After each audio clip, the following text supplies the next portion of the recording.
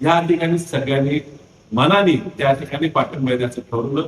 भाजपला महिलांना आरक्षण द्यायचं नाहीये, फक्त राजकारण करायचं आहे. ते तुम्ही बघितलं असेल, विधेयक नामंजूर झाल्या 2 मिनिटांत आम्ही सगळी पायरीवर आलो आणि यांच्याकडे आमच्या विरोधातले प्लॅकार्ड पोस्टर हे आधीपासून तयार होते.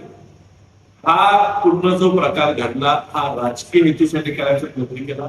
त्या बेंगॉलच्या आणि तामिळनाडूच्या निवडणुकीत फायदा होण्यासाठी प्रयत्न केला, पण तो पूर्ण अपयशी ठरलेला आहे. तुम्हाला सांगूया, काँग्रेस पक्ष पहिला या देशाच्या मोठ्या पार्टीचे अध्यक्ष म्हणजे अनी बेसंत हे 1819 साली काँग्रेसच्या अध्यक्ष होत्या. तिथून ते आता सोनिया गांधींपर्यंत आमच्या महिला अध्यक्षांची परंपरा राहिलेली आहे.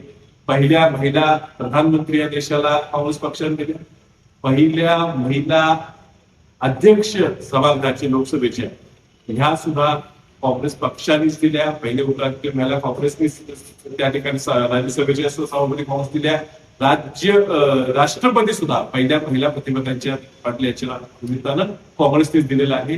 राजीव गांधींनीच पंचायती राज मध्ये महापालिका, जिल्हा परिषद, ग्रामपंचायती ह्या सगळ्या पंचायती संस्थांना आरक्षण महिलांचं हे काँग्रेस पक्षाने दिलं होतं. आणि महाराष्ट्रात शरद पवार साहेब मुख्यमंत्री असताना काँग्रेस पक्षाच्याच सरकारनं 50% महिलांना सर्व स्थानिक स्वराज्य संस्थेत आरक्षण दिलं होतं.